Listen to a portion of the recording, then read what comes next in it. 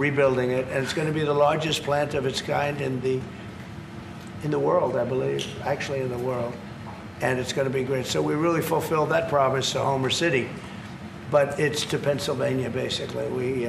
I won Pennsylvania, and very conclusively won Pennsylvania. So I owe them a big debt of gratitude. But thank you for bringing that up. We raised 92. It's actually going over 100. So it'll be over $100 billion to be invested in Pennsylvania. It was Pennsylvania Energy Project. So we had, everybody was there. Larry Fink was there. I mean, everybody was there and done a great job. The senator did a great job.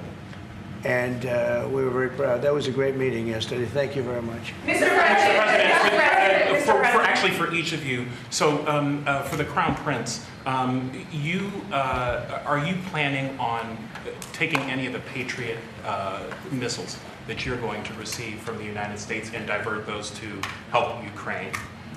We have no current plans, as we have an operational requirement inside Bahrain to keep them there for the present time. He's got plenty of them, too. And Mr. President, on the fentanyl bill, They're wonderful. They're wonderful pieces of kit. They work very well. American technology is the best. Yep. and on the fentanyl bill that you're That's signing. maybe the most important part of this. He has his choice of everything, and we make the best military equipment by far in the Bar world. none. There's nothing close, right? Bar none. Yeah, thank you.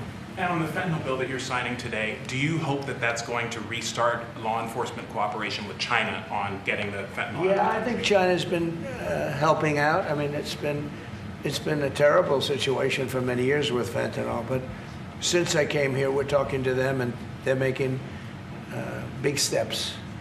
They're also, as you know, being penalized. You know that, right? They're being penalized with tariffs because of the fentanyl, but they want to do something. We'll see what happens. Mr. President, I know. Please. Thank you, Mr. President. An American from Tampa was beaten to death. He was killed by Israeli settlers in the West Bank. His family has been calling on you to help prosecute his killers. Are you going to do that? An American from Tampa? Yeah, your first sentence is really, go ahead. An American citizen from Yeah. Tampa, Florida, has been killed in the West Bank. His family has been asking on you to prosecute him. Are you going to help finding his killers? Yeah, well, so first of all, have you seen yesterday, Ambassador Huckabee has asked the Israelis to conduct an investigation. We want to get all the information about who was involved. We protect all American citizens anywhere in the world, especially if they're unjustly murdered or killed. So we're gathering more information, but I hope you saw yesterday Ambassador Huckabee in Israel asked the Israeli authorities to produce an investigation and concrete information about who was responsible for his murder. They're reporting that tomorrow. We have a meeting on it. They're going to be reporting that to me. And can I ask the Crown Prince a Yeah. question, please? Do you think that the Gulf area now is more secure, and do you believe that a negotiation with Iran is necessary at this stage? Well, I definitely believe that the volatility of the situation has been reduced. And we didn't know where it was going to go on the Sunday. We were very glad when we found out on the Monday. Let me put it that way. And should the Iranians want to negotiate, I believe the ball's in their court. That is the true reality of where we stand today. They are the ones that stand to benefit from a negotiation. And they do. They want to negotiate. They want to negotiate badly. We're in no rush because, we said we could have made a deal. They should have made a deal. And then we bombed the hell out of their various places. We're in no rush, but if they want to negotiate, we're here. Yeah. Mr. President, I know you want to move past all this intrigue over the Epstein files, but I do want to ask you to clarify something you said this morning. You said this was all a hoax. Has your Attorney General told you this was a hoax? What evidence have you seen of It's that? not the Attorney General, no. I know it's a hoax. It's started by Democrats. It's been run by the Democrats for 4 years. You had Christopher Wray and these characters and Comey before him. And it's a bad group. It started, actually, look at the Steele dossier that turned out to be a total hoax. The 51 agents, the intelligence, so-called intelligence agents, it was a hoax. It's all been a big hoax. It's perpetrated by the Democrats. And some stupid Republicans and foolish Republicans fall into the net. And so they try and do the Democrats' work. The Democrats are good for nothing other than these hoaxes. They're bad for policy. They're bad for picking candidates that can get elected. Like in New York, we have a communist running. He may get elected too, actually, but he'll destroy the city. No, it's I call it the Epstein hoax.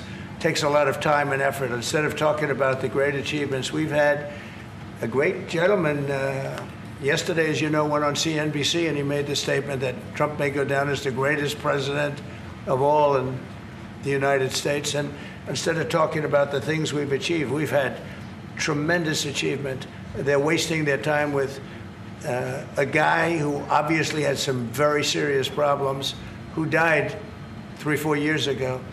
I'd rather talk about the success we have with the economy, the best we've ever had, and all of the things we've done, including in the Middle East. I mean, you see it. Instead, they want to talk about the Epstein hoax. And the sad part is it's people that are really doing the Democrats' work. They're stupid people. Yeah, go ahead.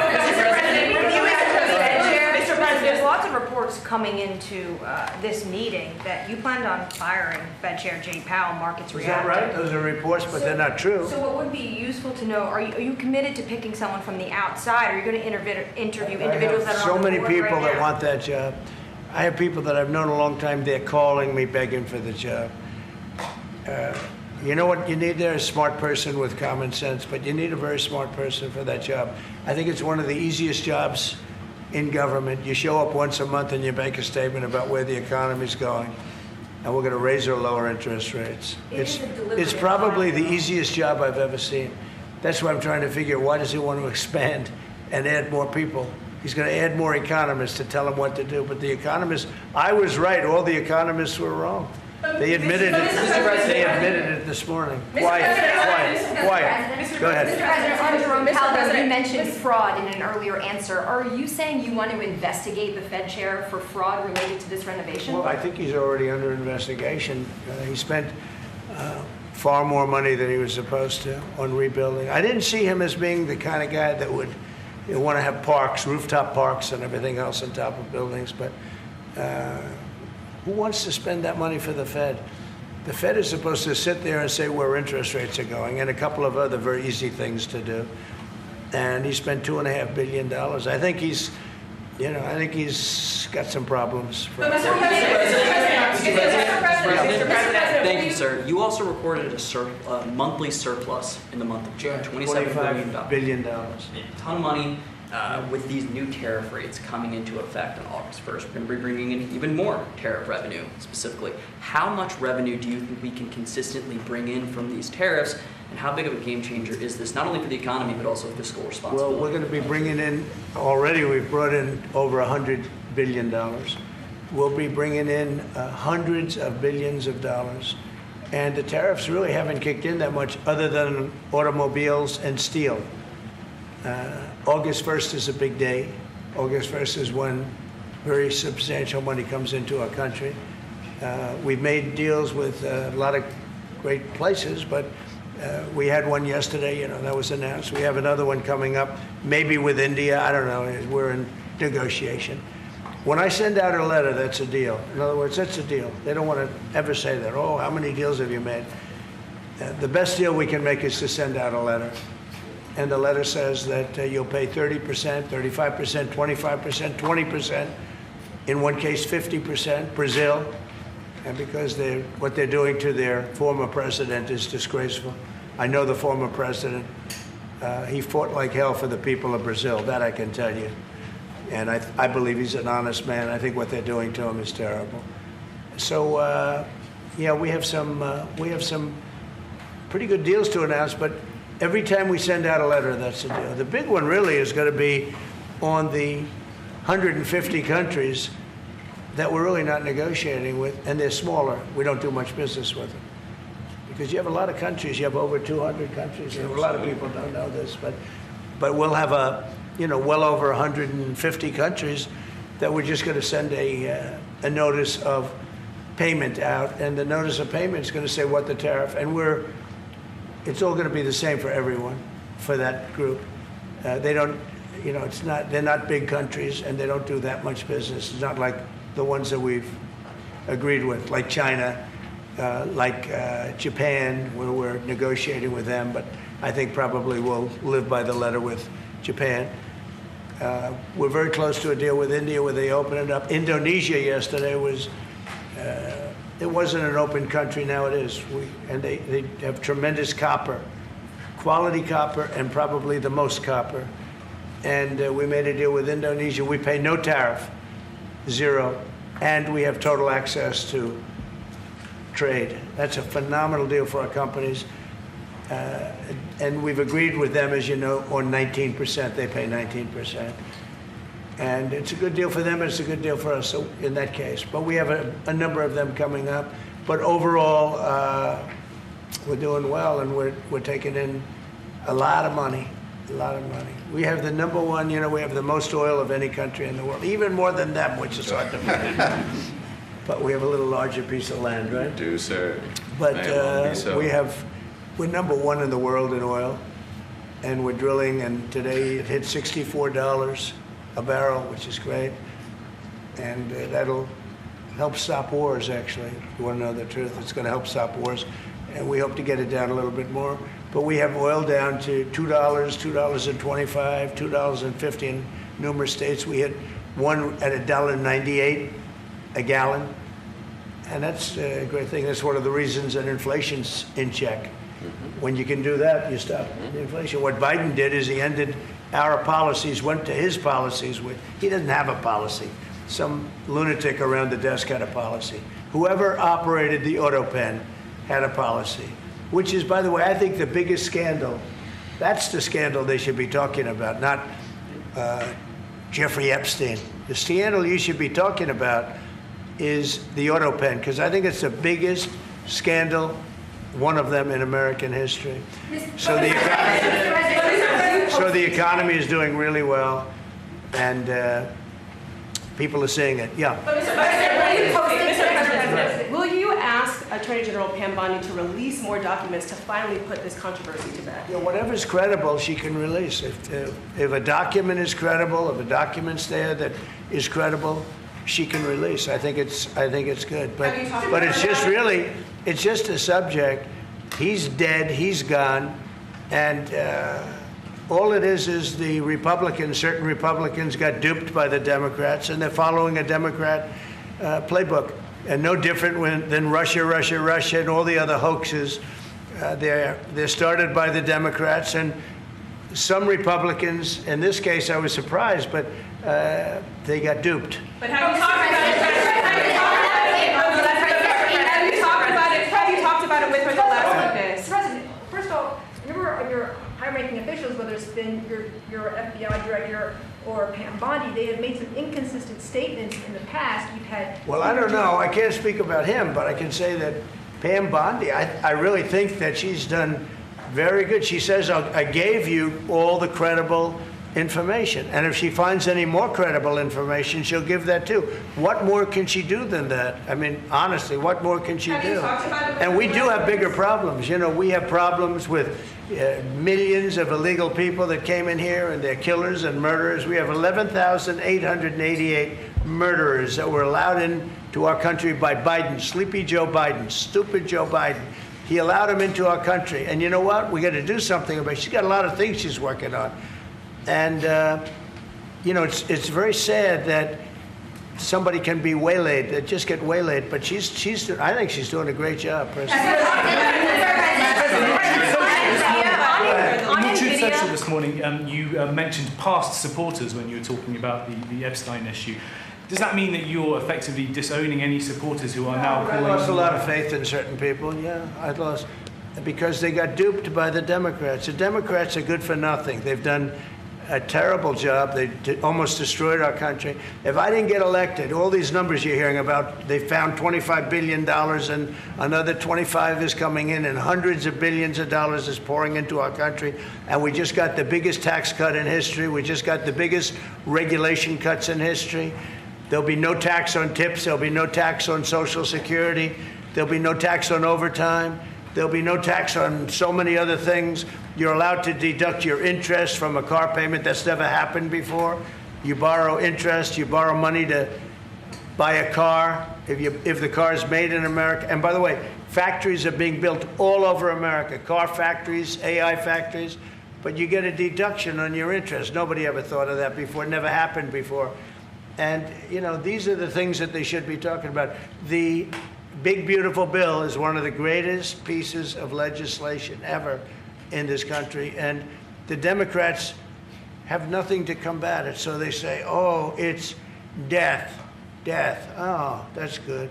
And then they give it to the fake news, which is you and a few others.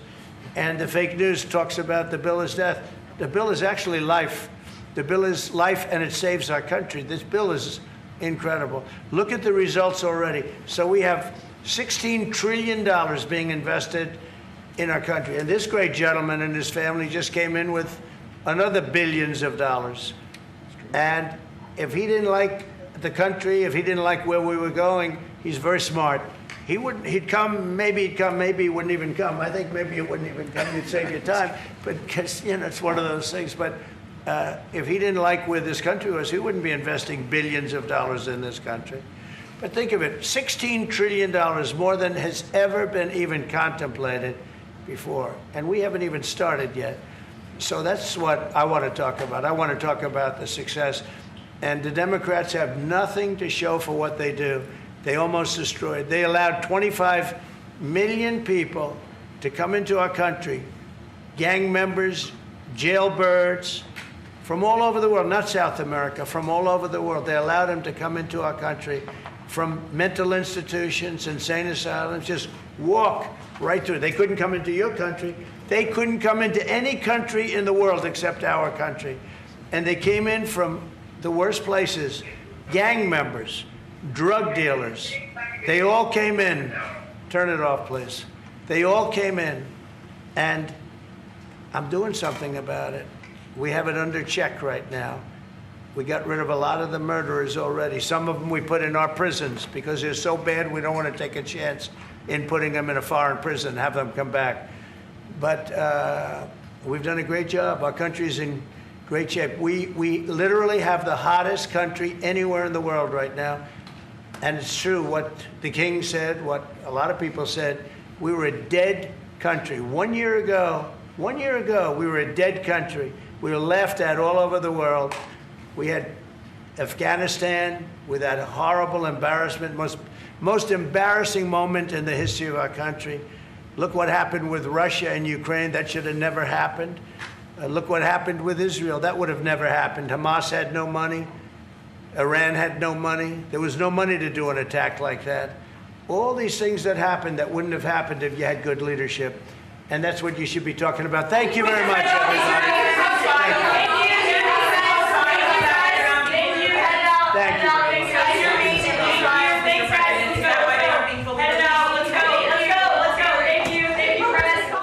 There we go. President Trump sitting down with the Prime Minister in the Crown Prince of Bahrain. The president addressing several things, stating with regard to the Epstein files that he called it a hoax in so many words, said it was a waste of time, and instead he would rather talk about the success of his administration. The president also expressing his concern with the Fed chair, stating that he is not happy with the chairman of the Fed. The president also making mention that under his administration, oil is down, and stating that the biggest scandal in his mind happens to be the auto pen during the Biden administration. We'll discuss this and so much more next with Madeline Somerville. She'll join us right here on the Live Zone. We'll be right back.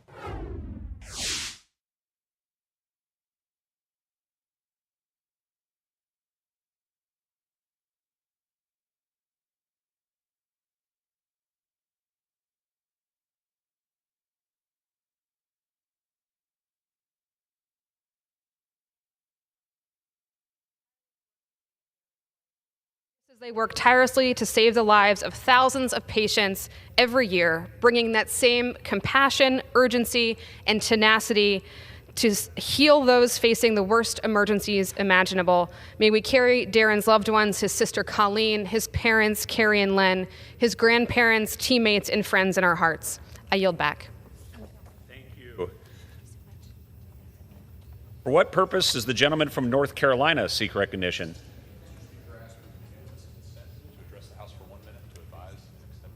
Without objection, the gentleman is recognized for 1 minute.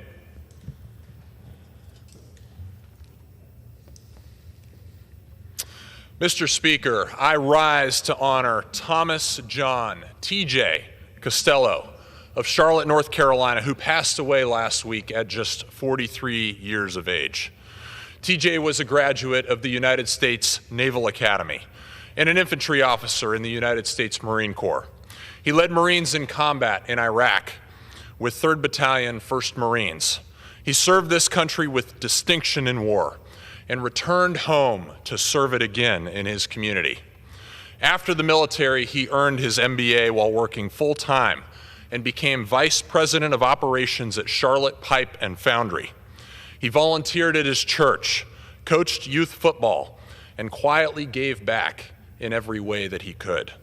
He leaves behind his wife, Julia, and their 3 children, Finley, Harper, and Clara. Their oldest, Finley, reported to the Naval Academy this month, continuing his father's legacy of service. TJ's loss is deeply felt, but his legacy lives on. In the Marines who served beside him, in the lives he helped shape, and in the family he loved beyond all else. May God bless the Costello family, and may this country never forget his name. Mr. Speaker, I yield back. Thank you. For what purpose does the gentleman from New York seek recognition? Seeking unanimous consent to address the House for 1 minute and to revise and extend my remarks. Without objection, the gentleman is recognized for 1 minute. Thank you, Mr. Speaker. This week, The Atlantic reported that the Trump administration is planning to incinerate $800,000 worth of high-nutrition biscuits, food that was meant for starving children in Afghanistan and Pakistan.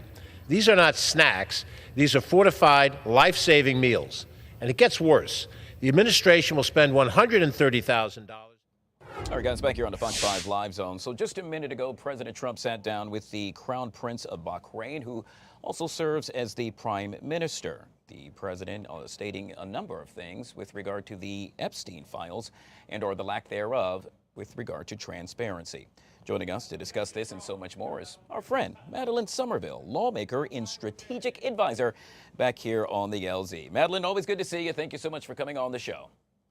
Thanks so much for having me, Guy. All right, so the big story of the day, and you heard President Trump touch on it, that happens to surround Jeffrey Epstein. According to the president in a Truth Social post earlier, the president stating that those who are calling for more transparency surrounding Epstein, well, as far as he is concerned, it happens to be a hoax, and saying that all of his allies that are now calling for an investigation are, quote, weaklings. What say you about this?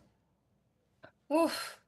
Guy, I think this was a major misstep on the part of President Trump. According to a CNN poll that came out yesterday, only 3% of people in the United States are satisfied with what he said about the Epstein case. And then today, during the conversation he just had with the Crown Prince of Bahrain, he said that the people who were upset about this, which would constitute, I guess, 75%, because the other 25% said they didn't care, that they were helping the Democrats and they're, quote, stupid people. So I think this is the biggest misstep that I've seen President Trump make, period.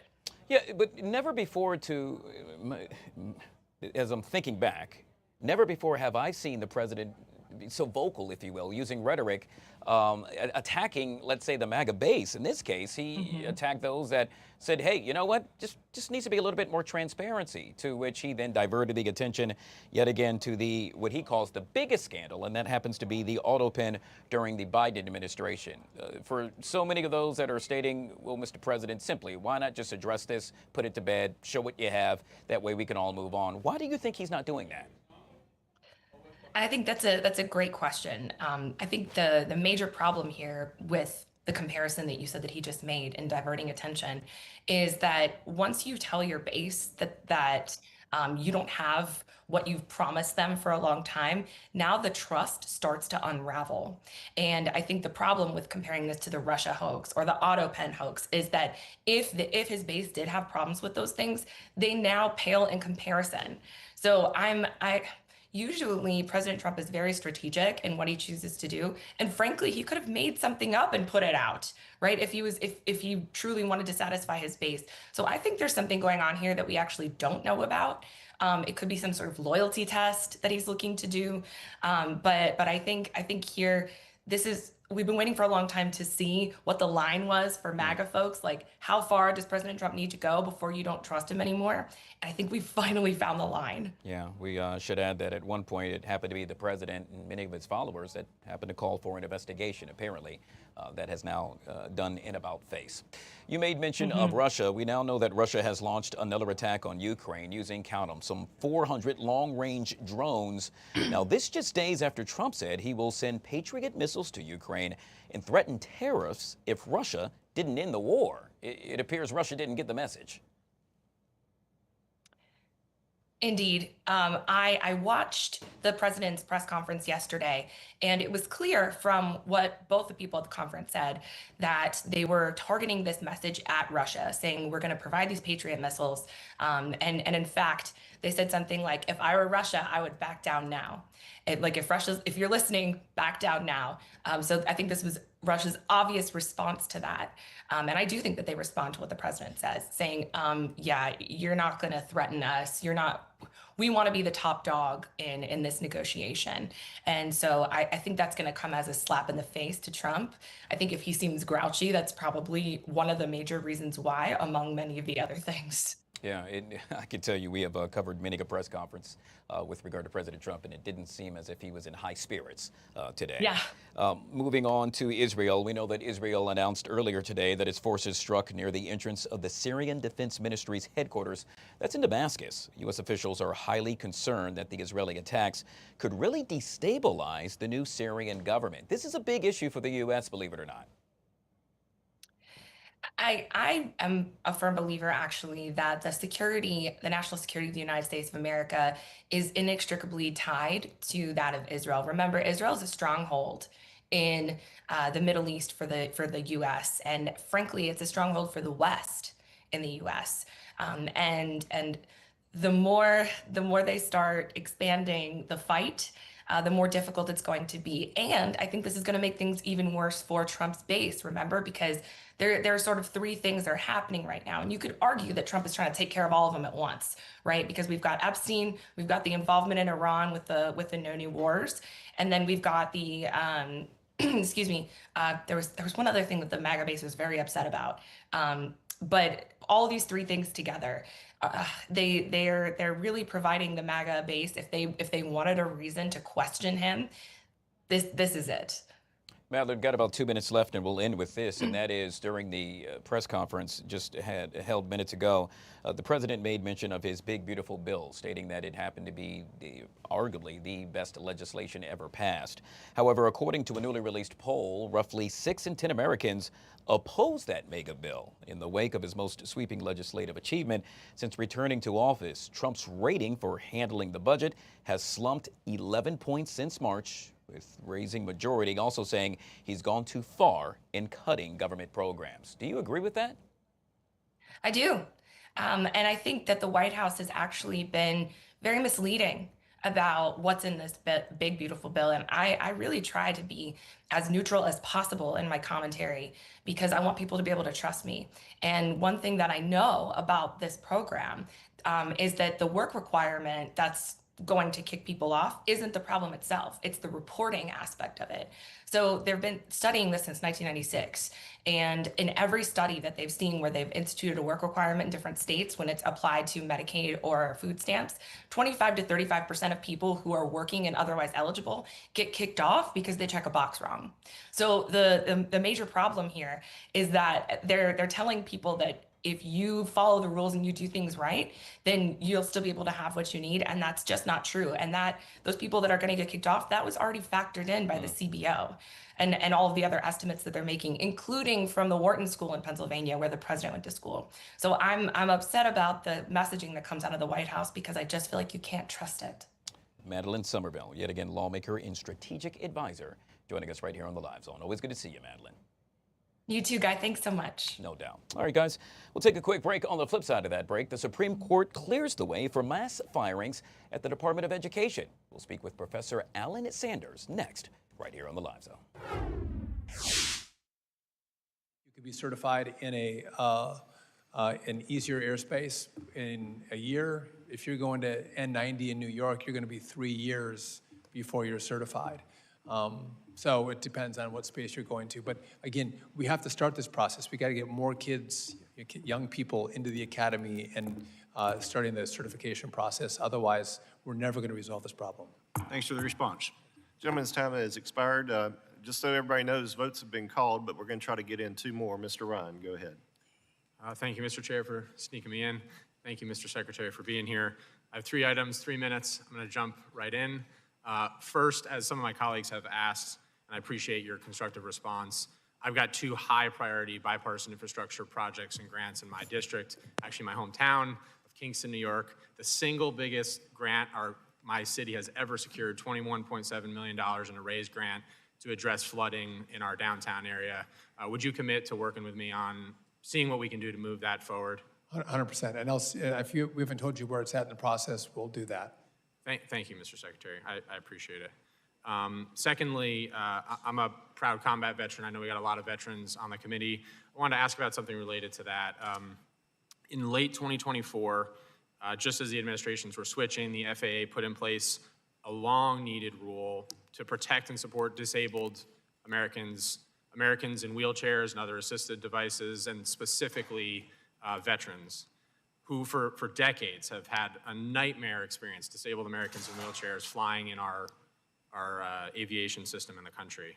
And I want to credit the Biden administration and Secretary Buttigieg. They worked really, really hard with a lot of groups in a bipartisan way to get this through. And I do believe it, we got to say that I think they were the most pro-passenger administration, at least in my life. Well, the Supreme Court has decided to lift an injunction against the Trump administration, which now clears the way for mass firings at the Department of Education. The proposed firings would cut the department's workforce nearly in half. So how could this cuts affect education nationwide? To answer that question and so much more, we welcome back our very good friend, Professor of Political Science at St. Peter's University in New Jersey, Professor Alan Sanders, back here on the Live Zone. Professor Sanders, always good to see you, sir. Thank you so much for coming on the show. My pleasure. All right, so let's jump into this. First of all, for so many folks, obviously we know what the Department of Education does to a certain extent, myself included. And so I'm hoping you can elaborate just what do they do day in and day out?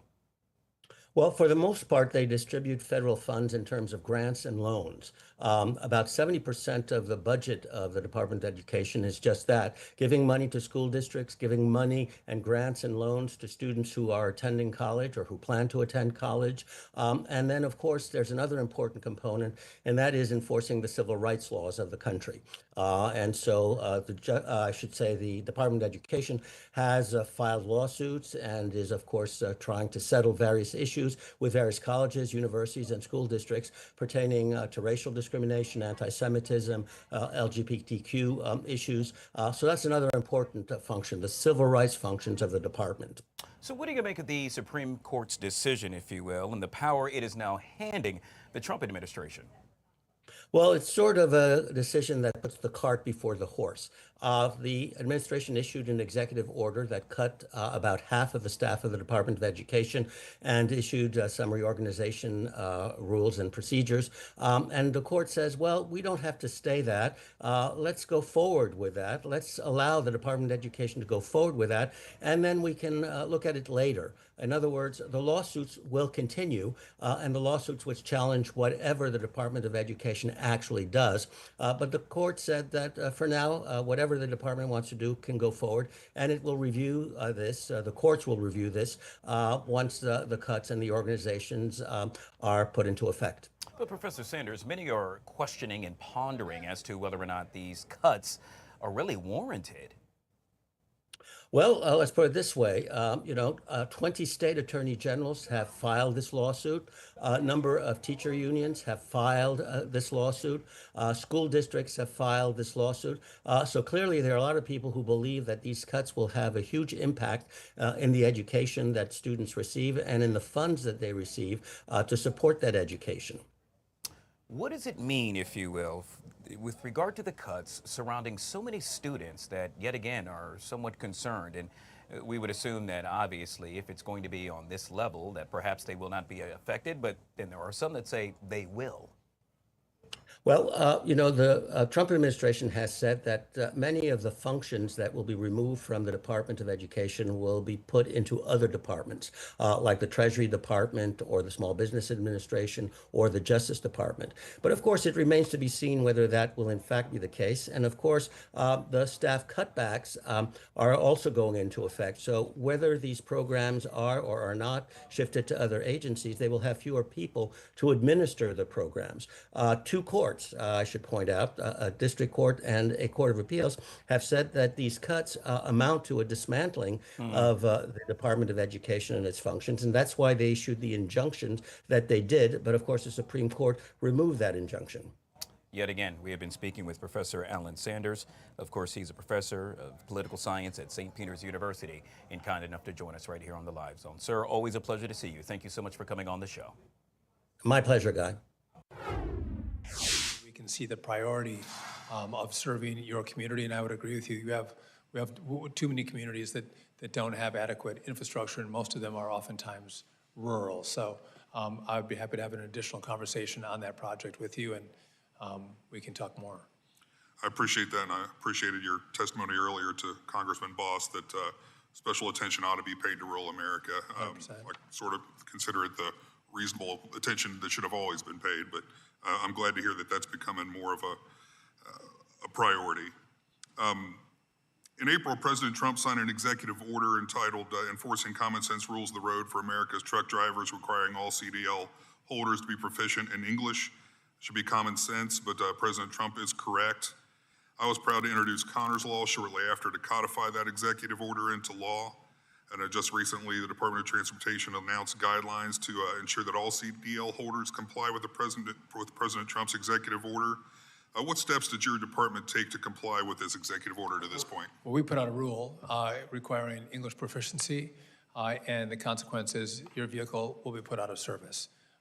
And that has been a great impetus for drivers to learn the language or don't get behind the wheel.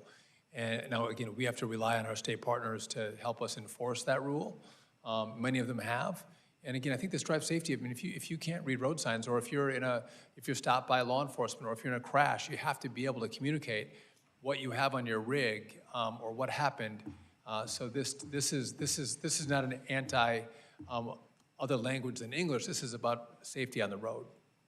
Thank you. I appreciate your swift action. Chairman, I yield back. Thank you.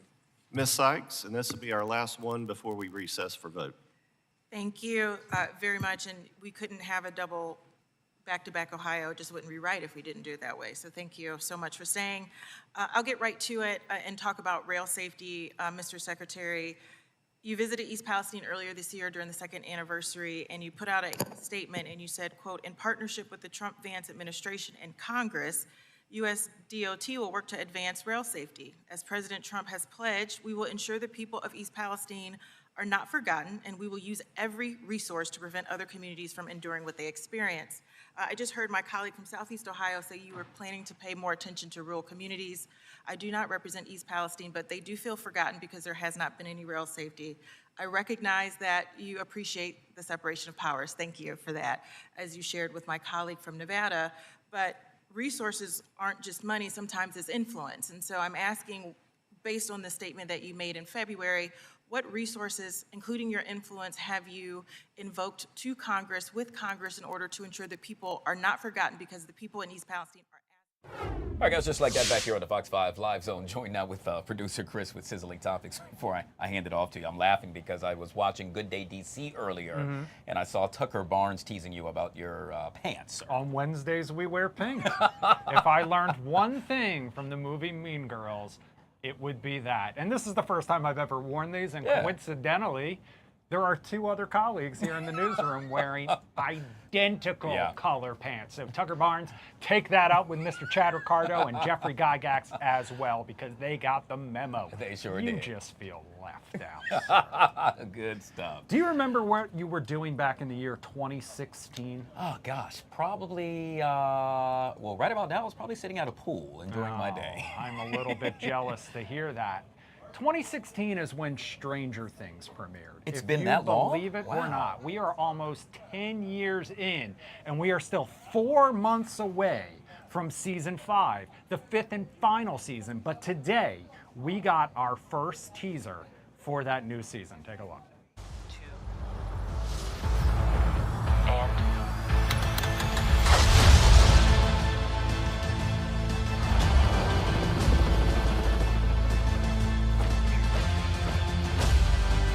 After what we've been through,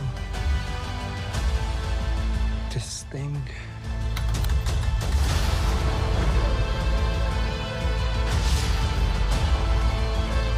it ties us together.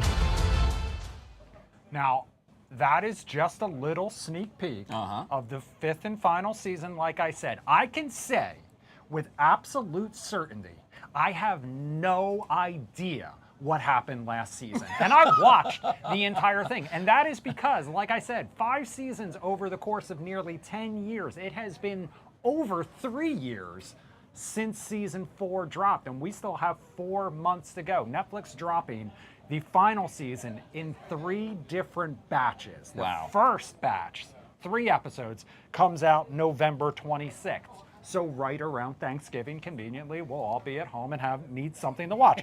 The second batch of 3 episodes drops on Christmas Day, and then the finale drops on New Year's Eve. So very strategic about how they're rolling this out. But like I said, it's been 10 years since this show premiered. That means the stars, we're talking Millie Bobby Brown, Noah Schnapp, we're talking Finn Wolfhard, they are all now in their 20s. Wow. They were little kids, 10, 11 years old. The character's name is 11 when this show debuted. So they're not necessarily riding around on those bicycles anymore through the town of Hawkins. They're basically driving. They're, oh my, Millie Bobby Brown is married. That's crazy. Already. That's how long this show has been on. Are you a big fan of the show? I have watched every episode. I have Wow. watched every Okay. season. It sucked everybody in with that first season. It was one of the biggest hits on Netflix up to that time. I've stayed with it, maybe albeit reluctantly a little bit at this point, but of course I'll have to see how this whole storyline wraps up. It made stars, huge stars, out of its cast. It was a huge shot in the arm for Winona Ryder's career. David Harbour has gone on to do things like Thunderbolts. He's a Marvel Cinematic Universe guy now, but even he has said in interviews that he's ready to put this to bed too. He wants to go on and do other things at this point. And I think we're all ready to say goodbye to the kids from Hawkins at this point. I watched the first season. After that, I just didn't have time. After that. But, I mean, a lot of folks are watching it. That's why they keep on bringing it back. You still have a little ways to go. Speaking of streaming shows, which I love to do. Yes, I do too, obviously. I talk about it almost every time I'm on here. Nielsen just released the most popular streaming shows of the year so far. The top 10. We're going to count them backwards. And I was a little shocked by this. And see if you can guess why. Number 10, Law & Order SVU. Everybody watches that. It's a mainstay. There are more than 20 seasons. It's been on for more than 20 years. Squid Game. Number 9. Number 8, The Rookie.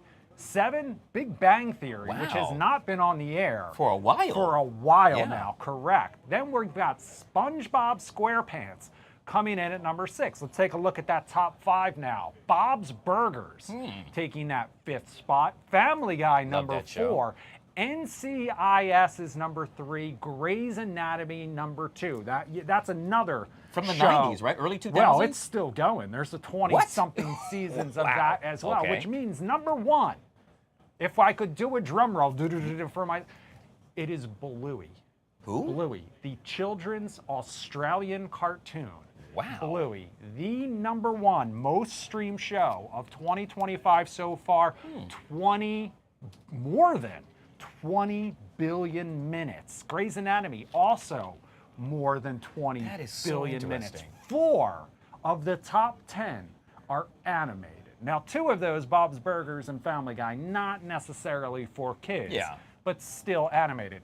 Family Guy, another show that has been on for, it's got to be great show, more yeah. than 20 years Yeah. as well. So a couple of those shows, NCIS, Grey's Anatomy, Law & Order SVU, and Family Guy, I mean, just by sheer volume alone, it makes sense that they have the most minutes streamed. There's the most episodes of those shows that is to amazing. stream. But what shocked me about this is only one of them is actually a streaming show. The rest, for the most part, We're are on all networks. network Yeah, broadcasts. wow. Law & Order SVU still going strong on NBC.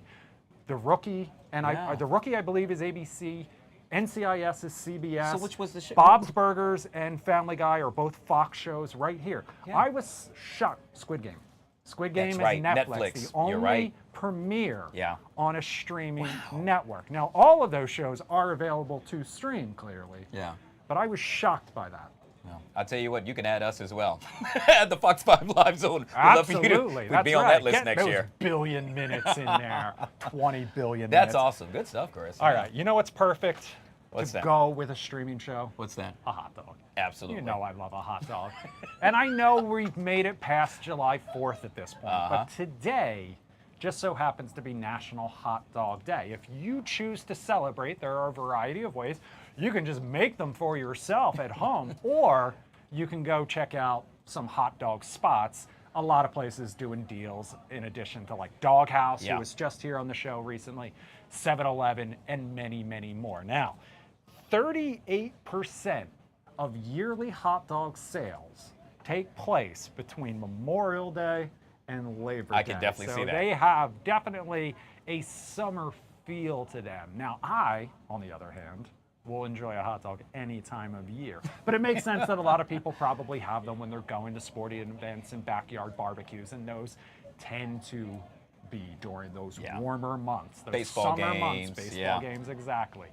The question is, do you have a favorite type of hot dog? Well, it has to be beef, Okay, definitely. interesting. I have recently transitioned to the What? turkey dogs. Oh, no. I convinced myself that they're healthier for some Okay, reason. healthier, but they don't taste as They good. don't. If you grill them, it helps. Okay. I'll just say that. But Also, the toppings. The toppings. Now, this is a fiercely debated topic. I'm going sauerkraut and mustard. Okay, sour. I mean, yeah, I can get on board Yeah, with that. that's me, all the way. Slightly Chicago dog-esque. They're famous for their variety of toppings, including relish and onions and all those other things.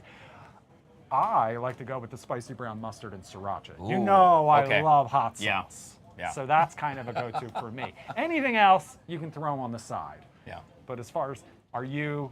Don't even and say it. I've Don't demonstrated even this say it. before, and so I know not to do it again.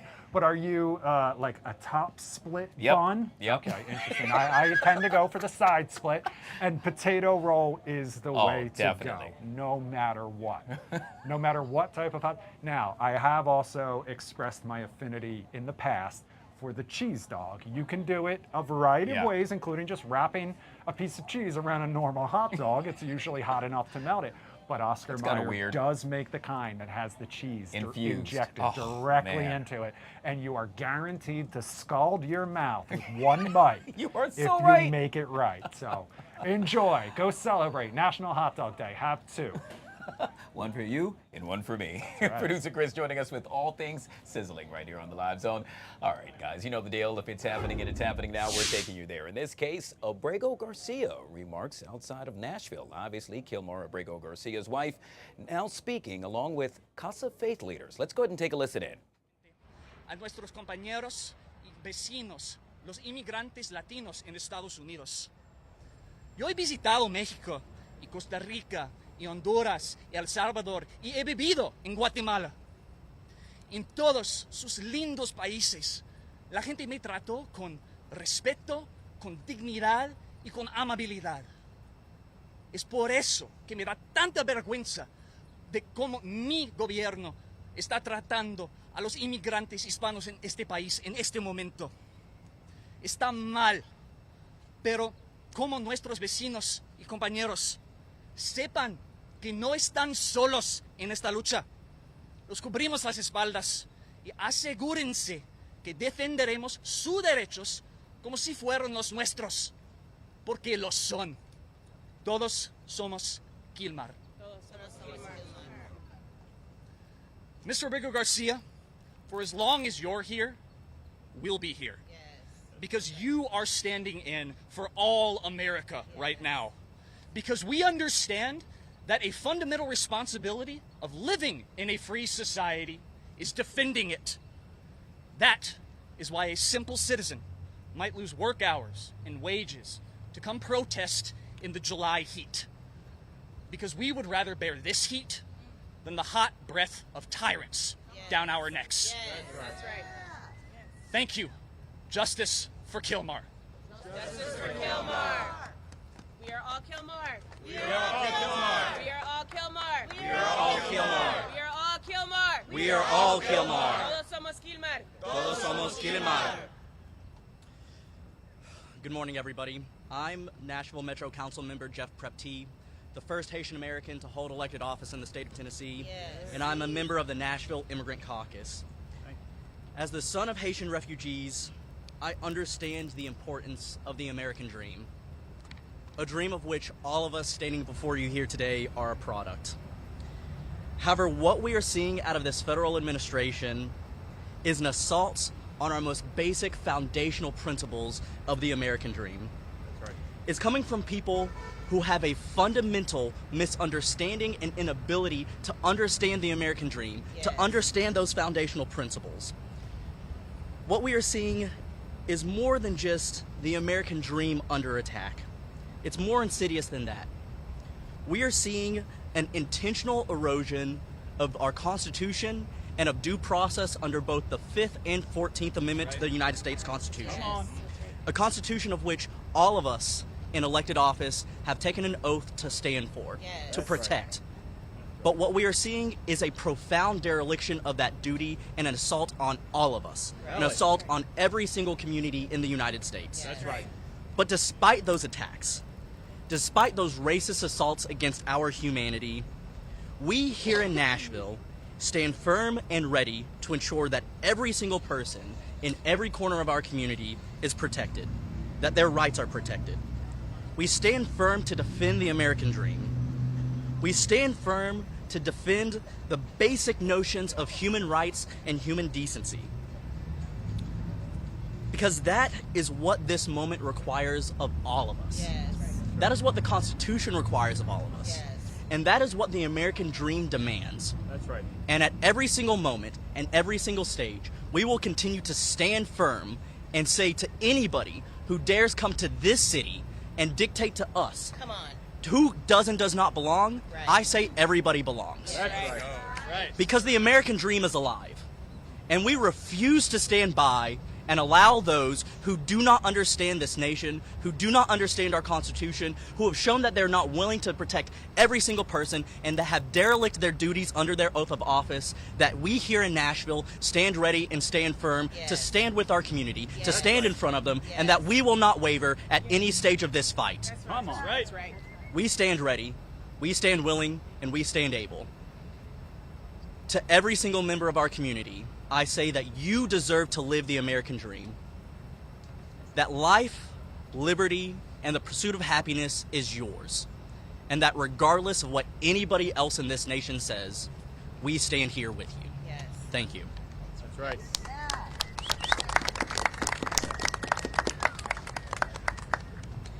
El pueblo unido jamás será vencido. El pueblo unido jamás será vencido. Thank you all again. My name is Luis Mata, Government Relations Manager with the Tennessee Immigrant and Refugee Rights Coalition. Thank you for joining us today as the fight for due process for Quilmar Abrego Garcia continues to unfold right here in our own backyard, right here in Nashville, Tennessee. I want to be very clear that the story of Quilmar a Marylander who deserves justice is the story of a system that is weaponized against immigrants and families who deserve dignity, who deserve respect, and who deserve justice. As you have heard today, Gilmar's case continues to be a warning sign of how immigrant, Black, brown, and working class communities are being targeted by the governmental abuse, as due process and the rule of law are openly ignored. This attack on individual rights reflects a broader threat to democracy across the country. That's right. But in the face of these attacks, we know that our greatest strength is the resilience and the power of our community. That's right. And this spring, when the Tennessee State Legislature came after our schools' access, our children's access to an education, immigrant children, parents, and neighbors came from across the state to speak to their lawmakers, to testify in committees, and take powerful action to demand equal access to an education for all. And even as the federal government continues to escalate these same abuses, these same attacks on our communities, we are coming together like we did in this legislative session, like we have done for the past 20 years, and like we will continue to do from Memphis to Mountain City. That's right. To ensure that we know what our rights are. That's right. To ensure that our families are protected. Together, our communities and our allies have boldly fought to protect and advance our rights and freedoms for decades, and we are not stopping now just because this administration wants to silence us, because this administration wants to redefine our nation based on their narrow-minded vision of who is worthy of being an American, of who is worthy of being a Tennessean. That's right. But it is us, the everyday people, organized and resilient, who will continue to keep fighting to deliver our bigger and bolder vision. That's right. One where all of us, no matter who we are, how much money we make, or what our immigration status is, can truly belong and thrive in our communities. El pueblo unido jamás será vencido. El pueblo unido jamás será vencido. The people united will never be divided. Thank you all again so much. That officially concludes our press conference. We will end with a closing prayer. Thank you all again for being here. Please pray with me. Somebody have like a piece of paper I can use? Yeah. Here. Thanks. Yep. Thanks. Please pray with me. Eternal God, source of all justice and liberation, we come before you today not in comfort, but in the shadow of profound injustice. We pray for strength to speak truth to power, for courage to defend the vulnerable, and for wisdom to see your face in those whose rights have been trampled. God of the oppressed, we lift up the Abrego Garcia family and all who suffer under systems that have abandoned your teachings. That's right. We witness a moral crisis in our time, a system that has perverted the very foundations of justice and abandoned the Christian values of compassion, hospitality, and human dignity that should guide every faithful nation. Yes. Lord, we confess the sin of our silence, as immigrants are treated not as fellow children of God, but as political pawns, to be hidden away in what can only be called concentration camps. These facilities designed to warehouse human beings away from public view represent a profound betrayal of your gospel message that commands us to welcome the stranger. Christ our Lord, you yourself were a refugee, fleeing persecution as a child. You taught us that when we welcome the stranger, we welcome you. Yet this administration has chosen to strip human beings of their dignity, separate families, and treat immigrants as less than human. This is not what you taught. God of justice, we cannot remain silent as ICE tramples constitutional protections with impunity. As immigrants are shipped to concentration camps in the name of security, as the Department of Justice serves personal vendettas rather than the pursuit of justice. There is nothing Christian about policies that deliberately inflict suffering. Hear our prayer. We call upon you, Lord, to transform the hearts of those who wield power, that they might choose justice over ego, truth over convenience, and mercy over cruelty. Grant us the courage to continue this fight until justice is restored. May your preferential option for the poor and marginalized guide our actions. May we bend the arc of the moral universe towards justice for the Abrego Garcia family and all those who suffer under unjust systems. Comfort those who are imprisoned unjustly. Strengthen those who are separated from their families, and surround all who suffer with your love. May your kingdom come and your will be done on earth as it is in heaven. In your holy name we pray, amen. Amen. There we have it. Immigration justice advocates speaking in Nashville as a federal judge could decide to release Kilmar Abrego Garcia from jail to await trial on human smuggling charges. You may recall he was deported to a prison in El Salvador back in March, but was brought back to the U.S. to face charges of human smuggling. Prosecutors are expected to have a Homeland Security agent provide testimony about that traffic stop. The judge then expected to rule on whether or not Abrego Garcia should be released while he awaits trial. We'll continue to follow this developing story throughout the afternoon right here on the Live Zone. We'll be right back.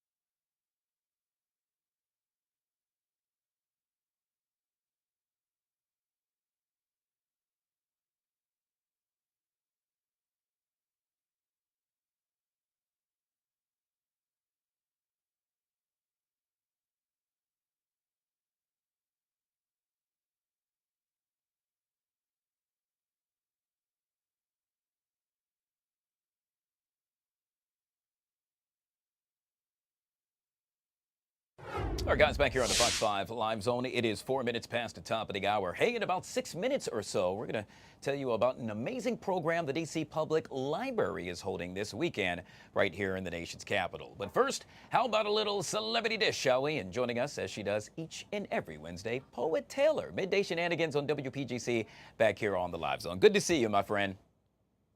So good to be seen, although, Guy, I'm beefing. Saw you at the Beyonce concert. Thought we were going to share the sweet life. Well, but Poet, okay. they didn't give me an extra ticket in order to bring you. Otherwise, okay, they did, but I had to give it to somebody else. But next time, Poet, I'll make sure I invite you to check out Beyonce.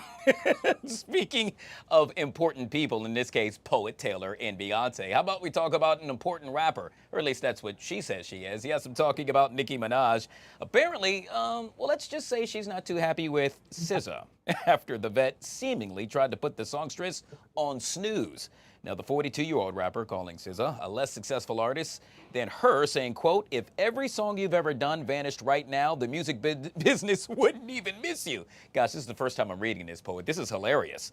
Now, this did not come from nowhere. Apparently, this was in response to the 35-year-old taking up for the Top Dog Entertainment president, Terrence Henderson.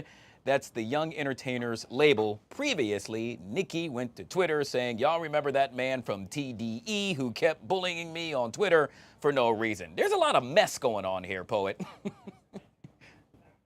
Very messy, and I think we are missing something, guys.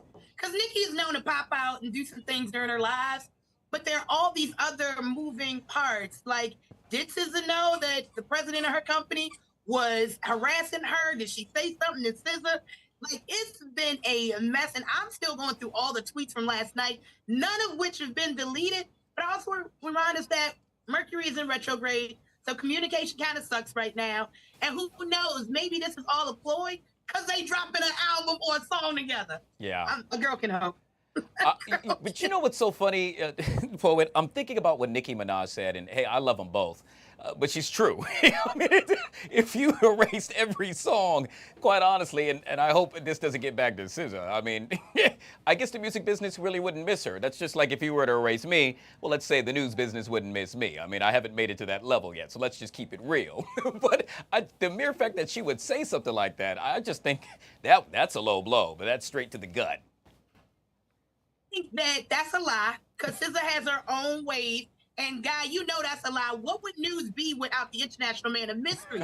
Everybody got a Guy Lambert story of something that can happen in the DMV, and you would have voice for it. So, because I know if I wasn't here, y'all would remember this. I just feel like there's enough space out here for everybody. I just think that it's always us telling people to pick and choose who can be in this space when don't nobody else give that kind of vibe. There's enough room, money, fans, tour locations, for all of us to get it in. So well, I'm sending love and light to both of them because I love both of them equally. They bring something different to my playlist, and we ain't got time for these shenanigans. Too many other shenanigans. I'm with you. In the words of Rodney King, can't we all get along?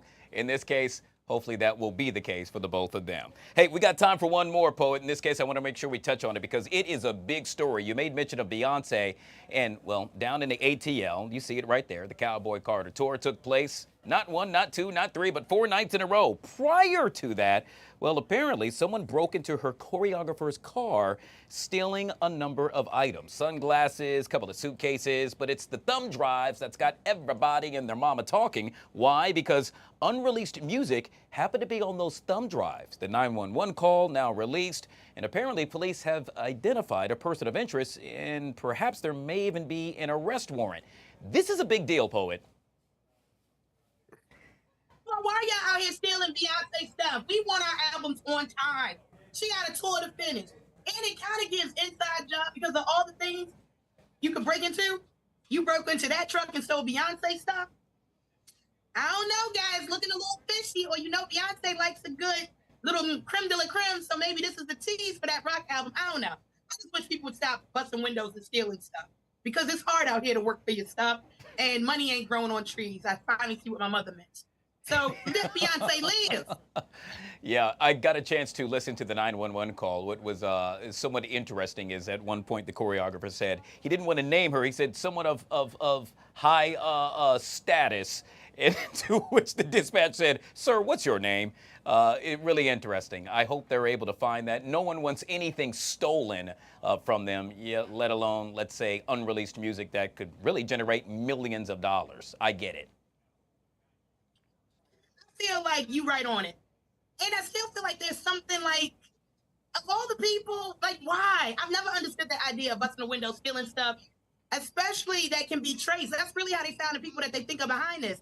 They did the Find My app where you can find your laptop, your headphones, and things of that nature. So it'll be interesting to see the why behind why they did it. I'm just hoping it doesn't muck up the tour moving forward for those who haven't gotten to enjoy it yet, because some of her tour stuff was stolen too. Yeah, well, I'll end with this, and that is whoever the culprit is apparently is a fan of Jasmine Sullivan. Bust the windows out your car. So I guess that's what's happening there. But Poet, folks, I want to get a chance to check you out. How can one go about to do so?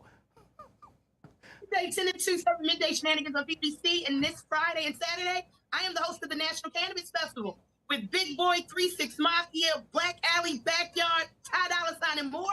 And I'm doing a scavenger hunt on my social at Just Curious Poe so that people can be in the building with me. Awesome sauce. Poet, always doing amazing things throughout the DMV. Speaking of amazing, we're going to get a chance to check you out on the radio at WPGC. When you get back to that console there, Poet, keep us on. We have B5. You remember them. They're coming up in about 10 minutes right here on the Live Zone. We'll be right back.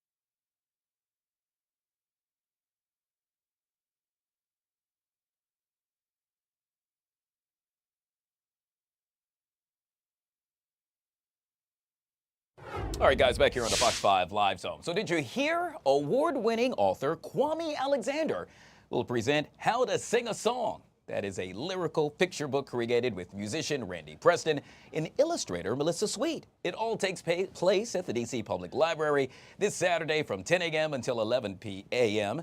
And it's all a part of the Beyond the Book D.C. Public Library series for children in kindergarten through third grade who are developing reading skills for the families who read with them. Joining us to tell us all about it, it's the man with the master plan. Yes, I'm talking about the award-winning author himself, Mr. KWAME Alexander, along with Shanti Burns-Simpson. She is with the D.C. Public Library, both of which are kind enough to join me right here on the Live Zone. Guys, thank you so much for joining me, and thank you so much for being patient. Oh, thank you for having us. This is exciting. I got to tell you, it's exciting that I get a chance to chit-chat with you one-on-one. I am such a fan of your work, KWAME. I mean, you have been doing it, as they say, for quite some time. Correct me if I'm wrong, but I believe you have authored more than 40 books, sir. It's 45, but who's counting? I think I am. And so, but you do it oh so well. Obviously, you would have ended at #1 had you not. But with that being said, we're talking about how to sing a song. This book, what separates this one from all the others?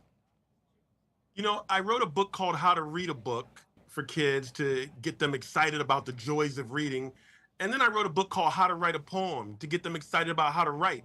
And I thought, things come in threes. What can the next book be? And my dear friend Randy Preston, who lives here in the DC metropolitan area, is a renowned singer, songwriter, guitarist. And we got the idea on a walk one day that maybe we should write a book called How to Sing a Song to really show kids how the magic happens, all the songs that we learn as young people, This Little Light of Mine, and how all those things come to be. And we thought we'd, make it something that was engaging and entertaining. Yeah, and you do it all so well. You have been dubbed one of the most influential voices in contemporary children's literature. Translation, if there happened to be a Mount Rushmore, your face would be right on that, sir. What does that mean to you? Wow. I mean, that's, the awards are great. The accolades are amazing and they make you feel good. But the real reward is when a young person opens up one of my books or hears me read from one of my books and immediately is captivated and wants to read another one of my books or wants to read a book by another author. My goal is to help young people imagine a better world through literature. And that's my job. And so, yeah, all the accolades, it's icing on the cake. Yeah, you know who else shares in your goal? None other than the DC Public Library. The program is entitled Beyond the Book, a literacy program designed to support children who are developing their reading skills. And that's why we have Shantae Burns-Simpson here as well. Shantae, I got to tell you, this is just great. The mere fact that you are focusing on something that really needs attention, it's bringing a smile to my face. I can see it's bringing a smile to KWAME's face, and, well, let alone to a number of families based right here in the D.C. area. Yeah, I mean, just being able to highlight amazing stories like the one we're highlighting on Saturday at the the Tenley Friendship Library is How to Sing a Song by KWAME Alexander. We want to be able to bring just really enjoyable titles to families, and they'll be able to get a free book to take home with them this Saturday. One of the things that you all, and when I say you all, the DC Public Library and the Beyond the Book program really focuses on is really bridging the gap by introducing vibrant, engaging stories that showcase the wonders of children's literature. That means that you're not just accepting any and everybody. You got to be picky. And as a result, it's been successful, Shantae. You're absolutely correct. We want kids to enjoy reading, so we cannot just make any book our Beyond the Book title. And so, yes, being able to work with amazing authors like KWAME Alexander, this is what the program's all about. So, KWAME, when I get a chance to check you out, I'm hoping to stop by this upcoming Saturday, by the way, yet again, beginning at 10 a.m. Not only are you going to read, but a little birdie whispered in my ear, I believe you're going to sing a song or two. Okay, now you're going a little bit too far, brother man. I can't sing a lick, but I can drop a line. I can share a poem. I can make the words jump off the page. I can tell a story, but nah, you ain't gonna catch me singing, man. But maybe I'll get Randy to come out and play guitar. I thought perhaps we were gonna get a ooh yeah from you before we ended this segment. The story's musical energy, yet again, and I'm referring to what happens within the book, it really allows kids to be able to relate. Do you think about that as you write these books? Absolutely. I mean, look, we all learned how to talk by listening to our mothers sing us songs. When you think about where we are in this country right now and the power that music has to bring us together, whether it's Diana Krall or Sweet Honey in the Rock, whether it's a Pharrell beat or a Yo-Yo Ma string, whenever we sit down and we listen, it opens up a whole new world of possibility. And I think that's what this book is ultimately trying to do. Now, I know the kids may not be able to articulate what I'm saying and understand that, but they'll come away just like we will as parents, hopefully feeling better when they hear the story, feeling uplifted, feeling good, and feeling like they could become perhaps a better human being. Yeah. That's the goal. Gosh, you hit the nail right on the head, and we'll end with this, KWAME. And yet again, there are so many folks, parents really, that are watching right now, and they're still teetering on the fence as to why they should bring their child to see you this upcoming Saturday. I give you the platform, sir. You have the floor. Why should they show up and show out? The mind of an adult begins in the imagination of a child. If you want to elevate a kid's imagination, I posit that you start with a book. You start with a word. You start with making literature cool. And I feel like I'm the guy to do that. So come out, let's get cool with literature, and maybe my friends here will bring some hot dogs. As we celebrate National Hot Dog Day, which, by the way, happens to be today. I'll tell you, Kwame, if this little Arthur thing doesn't work out for you, you could be my hype man anytime the way you sold that. I love it. I love Yet again, award-winning. Let me put that on the map. Award-winning author Kwame Alexander, along with Shanti Burns Simpson with the D.C. Public Library. You're going to get a chance to check them out this upcoming Saturday from 10 a.m. until 11 a.m. at the D.C. Public Library as he shares all things surrounding his newly released book, How to Sing a Song. Guys, truly appreciate you coming on the show and being patient. Thank you. All right, guys, we'll take a quick break. We'll be right back.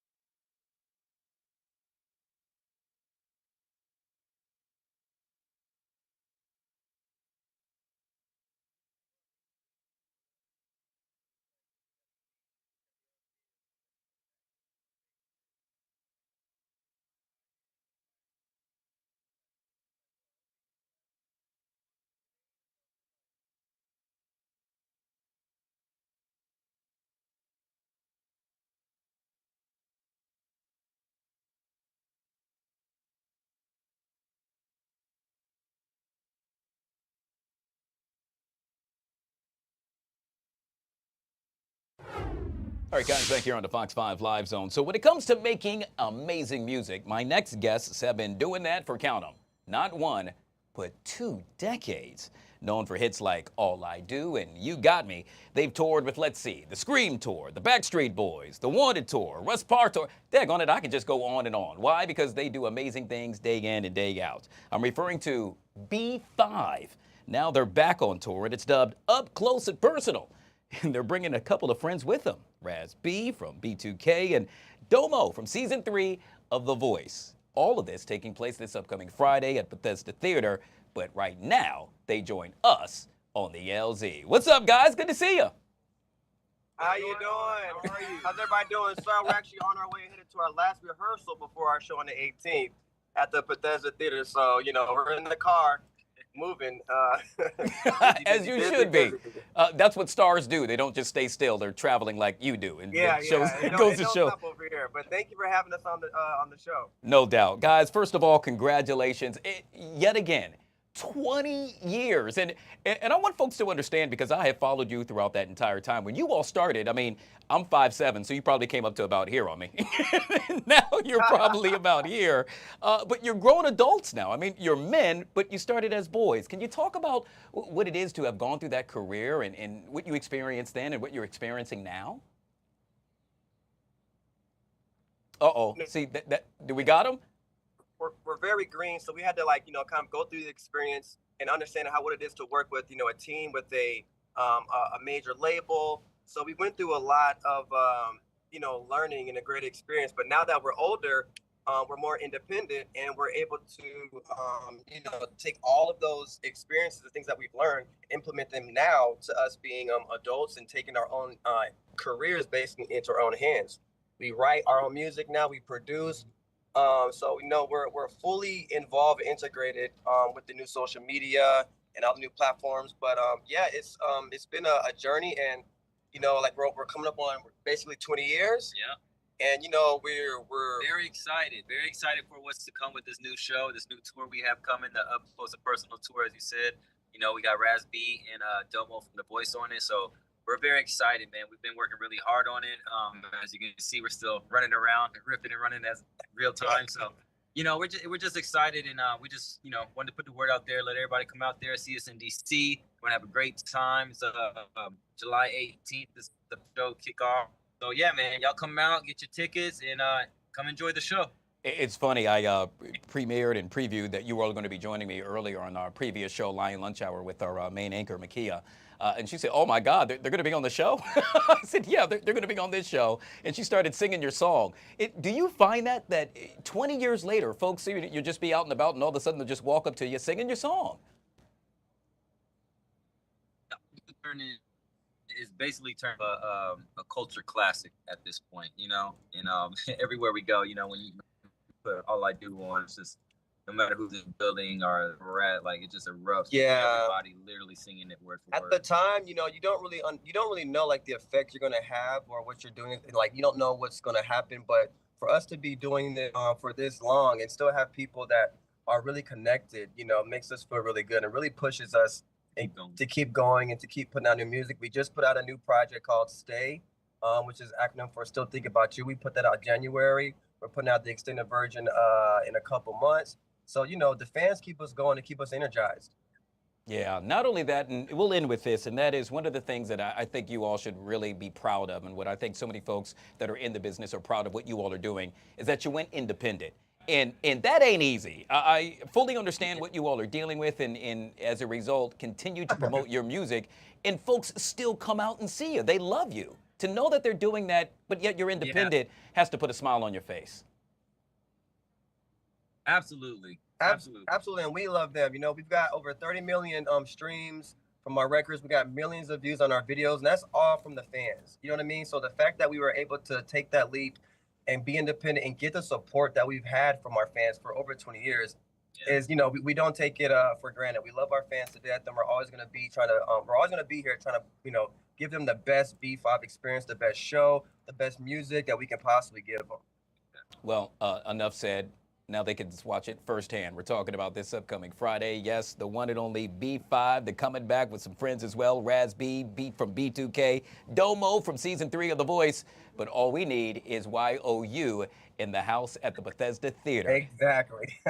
Guys, truly Thank appreciate you so much, you hopping man. on the show. No doubt. It's just really cool to be able to catch you all while you're in the car. It's so funny. I tell folks all the time, this show is real and it's live, and it shows that you all are still traveling. Signal is a little bad. You know what I mean? We're, like I said, we're moving to right now. So, you know, but we're happy to be on the show, and thank you for taking the time out and chopping up with us, man. Yeah. No doubt. We'll have to do an in-person one soon next time. No, oh, by the way, yeah, speaking of that, to my understanding, my one of the executive producers here made mention that you all will be live in-house this upcoming Friday on Good Day DC. So I'll make sure I stop by and get a chance to say what's up to you, which, by the way, Bethesda Theater is right down the street. Looking forward to it. All right, guys. Thank Safe you, travels. Man. Appreciate you. All right. How you cool so is much. that? Take care. B5 yet again performing at the Bethesda Theater this upcoming Friday.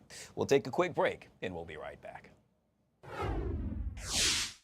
Win that President Trump and Vice President Vance have delivered for the American people, even with every single Democrat voting against them. Well, the Democrats want to relive the last 4 years, but we want to make America great again. And thank you. And it's now a great honor to introduce a man who comes from America's heartland, and clearly it is written on his heart. Vice President J.D. Vance knows the challenges that hardworking Americans face, and he fights for them every single day.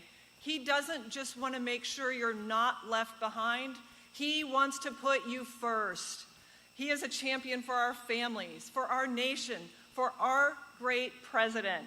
And now please join in welcoming the 50th Vice President of the United States, J.D. Vance.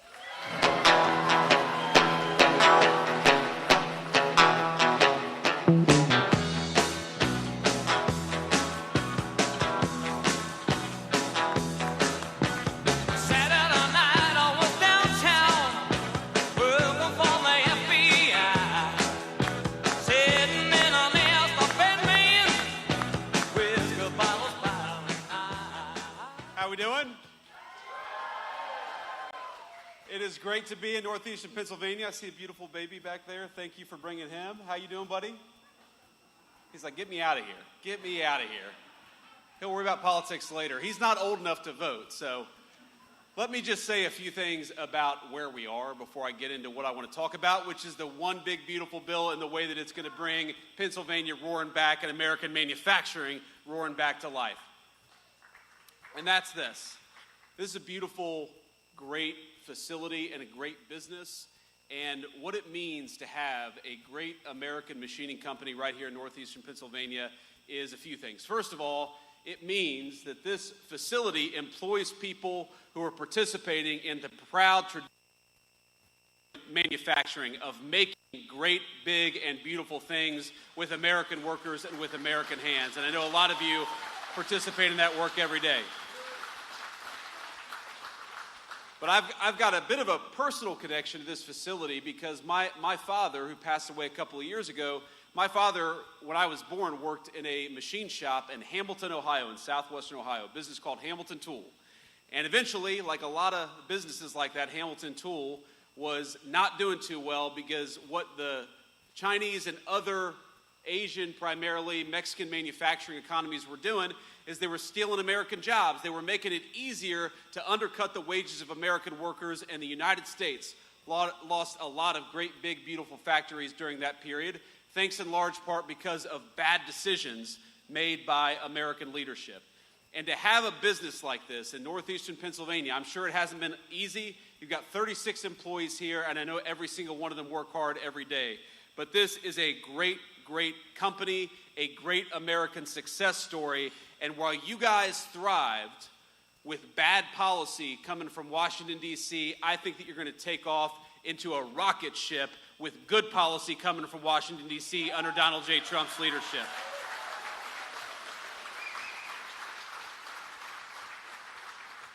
And my dad's name was Don. This is Don's Machine Shop, so I think it's appropriate to be here. And to Don, Dave, and Dan, that's tough to remember, trust me.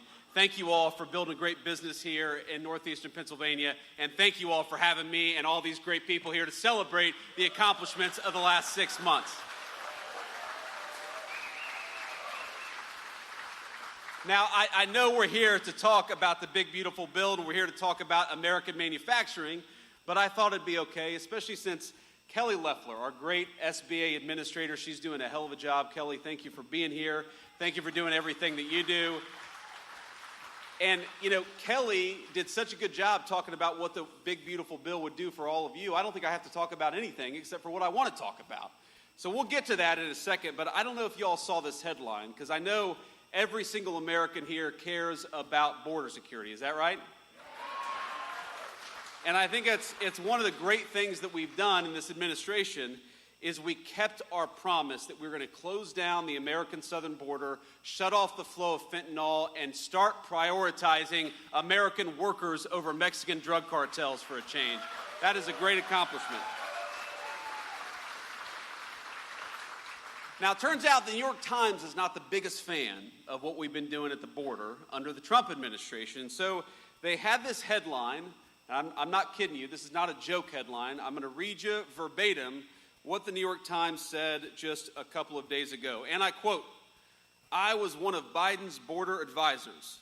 Here's how to fix our immigration system." What would he know about fixing our immigration system? It was the Biden administration that broke our immigration system. So we've been having a little bit of fun around the office. So the Department of Homeland Security, their take on this was, "I was Humpty Dumpty. Here's how to sit on a wall." But be careful what you wish for. Now we're in northeastern Pennsylvania. I assume that this is Eagles territory. Is that right? Okay. Some dissension here. We've got a lot of Eagles fans, but not 100% Eagles fans here. But congratulations, by the way, on last year. But this is what a buddy of mine sent me. He said, "I'm a Cincinnati Bengals player. Here's how you win Super Bowls." And that cut a little deep. For the football fans out there will know that was not a cool thing for that guy to say. But This is what we're dealing with, my friends. We're dealing with a new administration, a new day, and a president who is fixing what was broken during the last administration. I think we're all proud of that and proud to be here to celebrate it. And here's what I am most proud of. What I am most proud of over the last 6 months, the border is important, and it's great, and it's incredible that we were able to go from the worst open border to a closed border in just a couple of weeks under President Trump's leadership. But you know what I'm really excited about? I'm really excited about the fact that for the first time in a very long time, workers' wages are rising faster than inflation. You're able to buy more, you're able to do more, and we're just getting started. For decades in this country, the story was that blue-collar workers in particular, they might get a little pay raise or they might not get any pay raise at all, but it was never enough to keep pace with inflation. No matter how hard you worked, no matter how hard you came to work every single day, no matter how many overtime hours, for example, you put in, you were falling behind. Way too many good Pennsylvania families were falling behind. And under just 6 months of the president's leadership, we've got inflation is coming under control, and blue-collar wages are rising faster than they have risen in 60 years. That is a testament to great presidential leadership and the great American people. And we're just getting started, my friends. The passage of the big, beautiful bill. Now, of course, the mainstream media, the corporate press, doesn't like what we accomplished. It doesn't like what we did. But let me just talk a little bit about what this bill, about what this legislation means for you and your family. And there are a few different things, a few different ways in which I think this will be transformational for the American people. You heard Kelly talk about this a little bit. How many, Don, of your 36 employees are putting in a lot of overtime every single week? I bet a lot of them are. You told me you got projects coming in so fast they're struggling to get people in to do all the jobs that are necessary. Well, now, thanks to President Trump's leadership, if you work overtime, the federal government is not going to take a dime of that overtime. You earn that money, you ought to keep it in your pocket.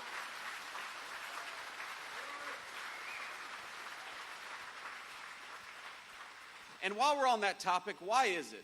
You know, the big, beautiful bill was about taxes, it was about spending, it was about investing in America's future.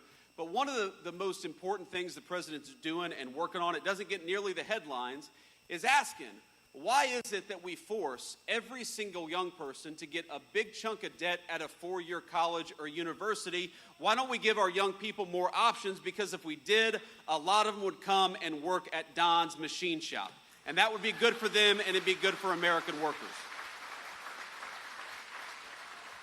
You know, we think it's fine. If you want to go to college, go to college. There's a lot of opportunity out there. But if you want to work with your hands, if you want to build something, if you want to build a house, build a bridge, make one of these incredible orders that comes into this small business right here in northeastern Pennsylvania, your government should not be forcing you to do what elites in Washington want you to do. You ought to be able to chart your own course and your own career path, and the Trump administration is going to fight for that.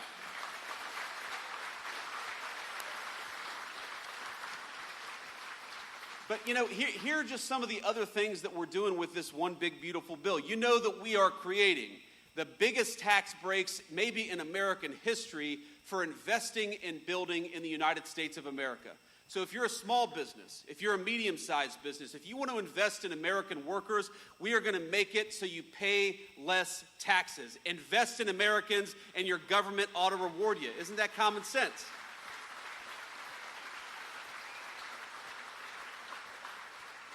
But the crazy thing is, for years, our government has done the exact opposite.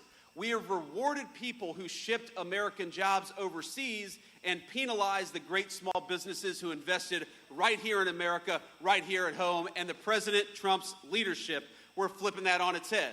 If you're building here, if you're making here, if you're working in the United States of America, we just gave you a big, fat tax break. But if you're going to ship American jobs overseas, thanks to Donald Trump, you're going to pay a big, fat tariff. It's time to invest in our own country and our own people once again, and we're doing it.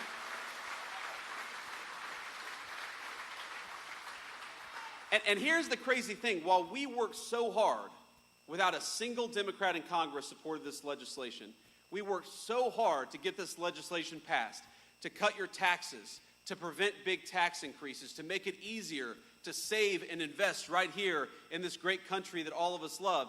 Would you believe that the Democrats, they are attacking us every single day? And you know what their big line of attack is?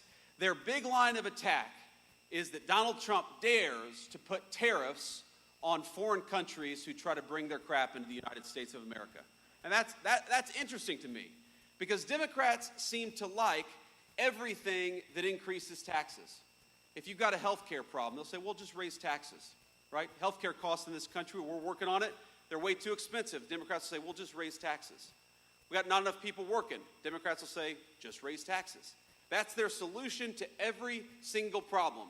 But you know, the one group of people in the entire world that they don't seem interested in penalizing, it's foreign countries that take advantage of this country, and that's got to stop. Part of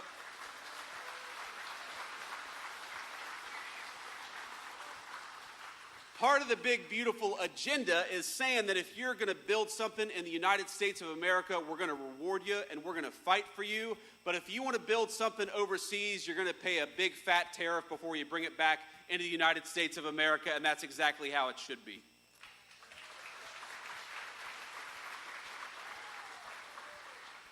For the first time, really in my lifetime, I'm 40 years old, I turned 40.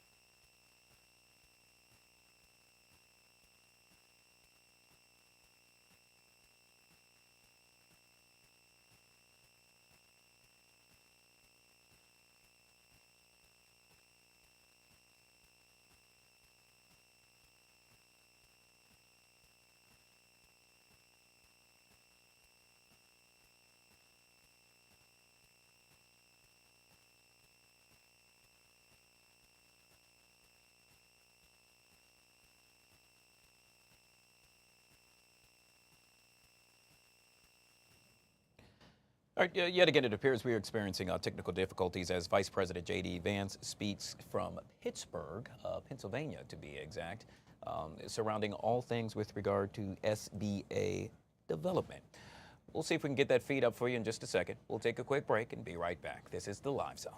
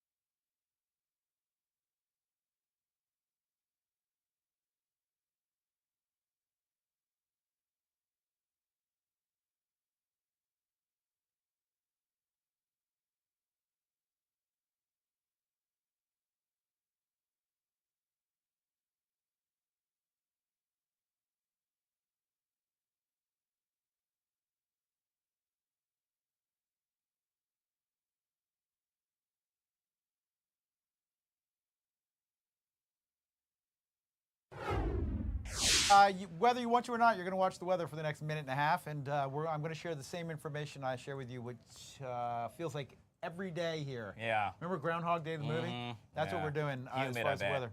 Oh, humid on and the screen.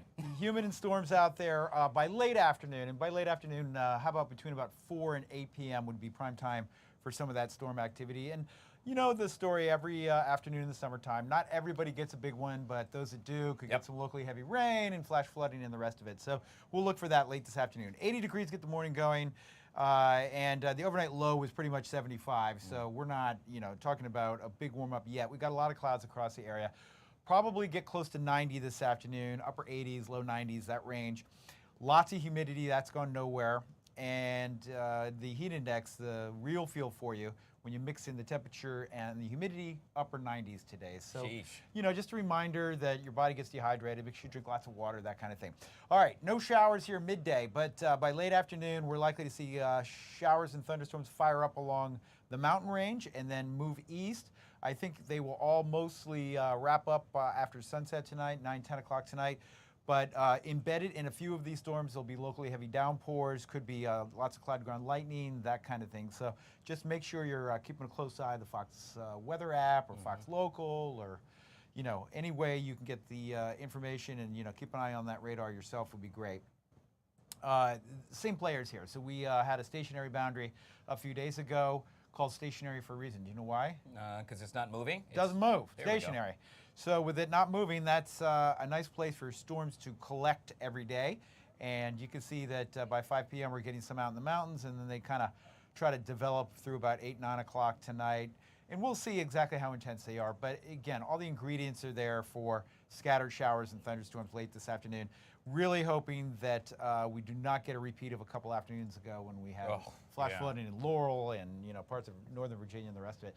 90 this afternoon, and honestly here, tomorrow and Friday look the same, low to mid 90s Thursday and Friday, with this pattern continuing into the weekend. Yeah, we talked about good days. It's a good day when I bring my umbrella nowadays. You got to bring it every day, pretty much, yeah. All right, Tucker Barnes with all things weather right here on the Live Zone.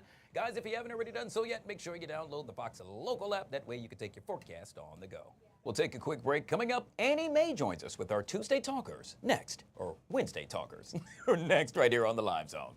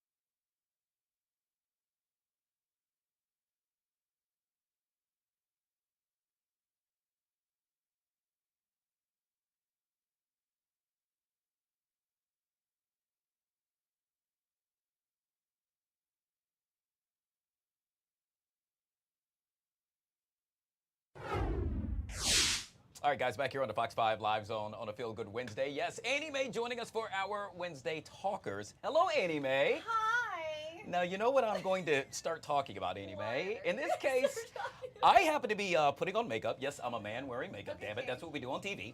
And while I was putting on makeup, I'm watching Good Day DC, and I look and I see Annie Mae dropping bars. I was indeed. Okay, so we had this story about Eminem and how they're coming out with a new kind of like docuseries kind of thing. Sure. For Marshall Mathers, which I'm younger, I sat there with my iPod Nano, and I'd listen to all the lyrics, and I wanted to make sure I memorized every single, and that's how I learned Lose Yourself by Eminem. Oh my gosh. Yes. I won't make you do it or ask you to do it, but I got to tell you, so I looked up, I see you rapping, I look back down, I'm doing my thing, I look back up, you're still rapping. I know, I literally said I was anything else. I was like, wow. You said you were going to stop me. You got to put that online so folks can see it. It was good. I said, this is the most nervous I've ever been in my entire life for television. The most nervous I've ever been. Oh, gosh. Oh, my God. All right, well, you did a great job. Oh, thanks. Anyway, joining us yet again right here on the live zone. Hey, you know what else would help? Speaking of dropping bars. Oh! How about we get you a microphone? Oh, that would be nice.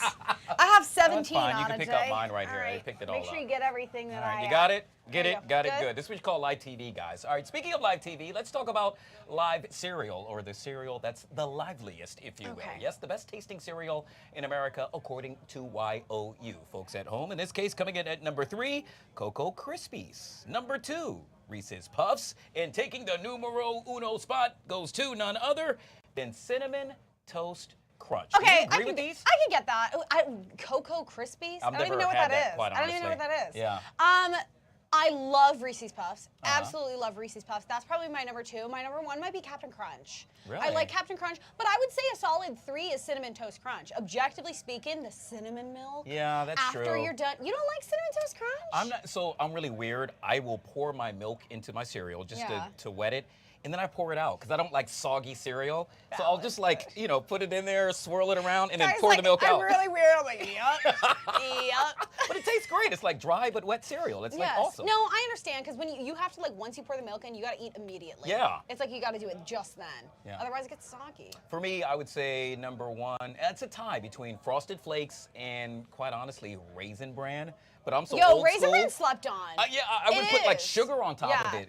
Talking about. In terms of unhealthy cereals, I wouldn't put that in the unhealthy cereal best category. Yeah. But in terms of kind of healthy for you, I'd put Raisin Bran up there. All right, cool. I really would. Probably number 1 for me in terms of healthy cereals. So perhaps you should follow in the footsteps of both Annie Mae Raisin and I. Bran, fire. Hey, how many good days a year do you think you have? 1. My birthday. When it's all about me. Oh gosh, I'm kind of with you on that one. Maybe like 3. No, a couple. Yeah, well, whenever we're on vacation, hanging out with friends. Yeah. Hanging out. Okay, I can go on and on. Apparently, the average American experiences, count them, 252 good days each year. However, some states are feeling the good vibes more than others. Apparently, Florida topped the list with the highest number overall. Now, most people can tell whether or not they're going to have a good day by 8:30 a.m. And nearly half of Americans have a good day ritual or a routine. Last but not least, they say, hey, if you're eating good food, you're probably having a good day. You know what? We always talk about this on air. We always talk about this on really everything, is the energy levels when it comes to working out and eating well. And I always was like, and sleeping well, of course, right? But I recently started sleeping 7-8 hours. I usually sleep 5. Really? Seriously. That exists? I just recently started, I just go to bed at 7. Yeah, I do.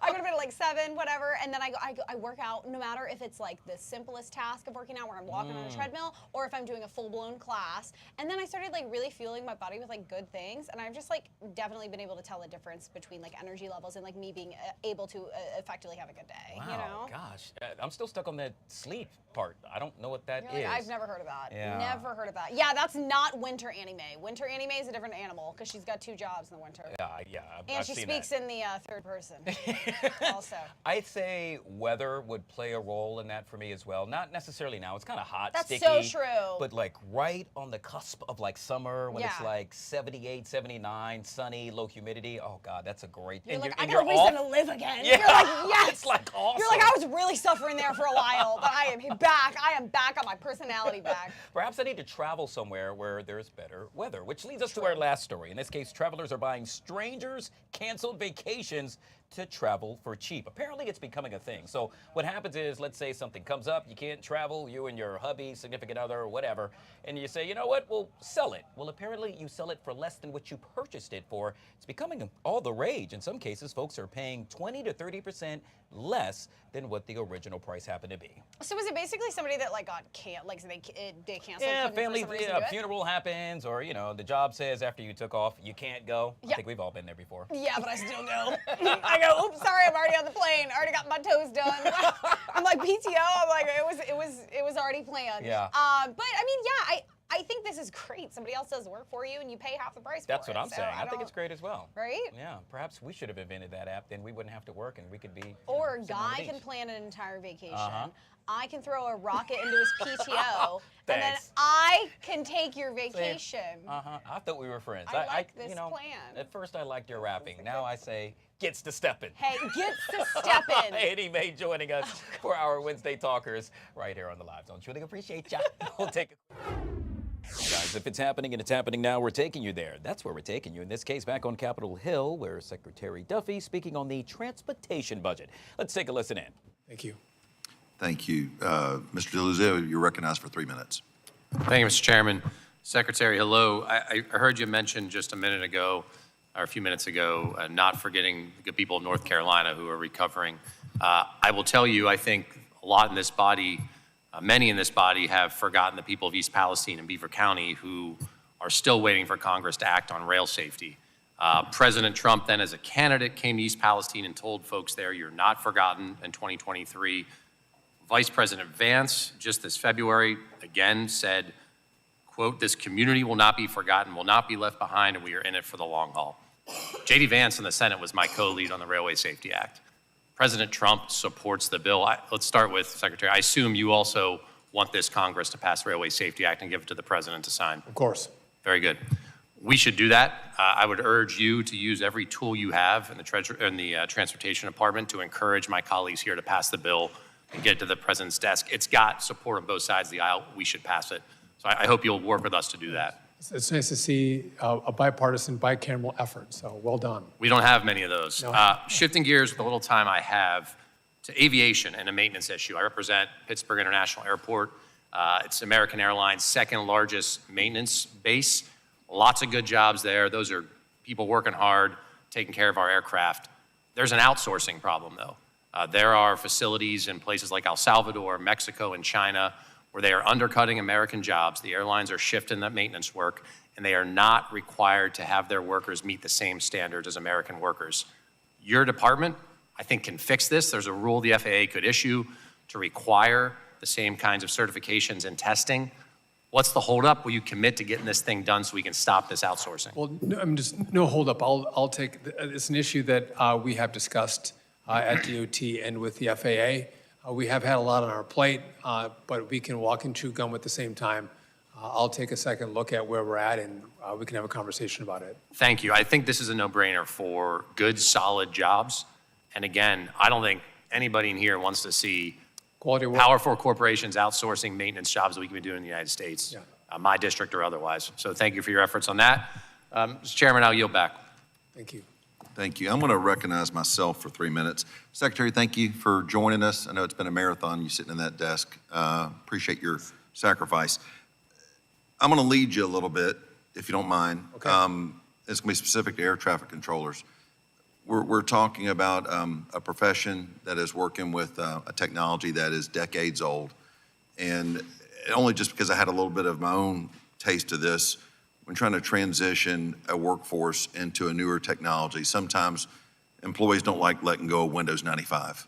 And so I know there's going to be some challenges, some emotions, some hurdles.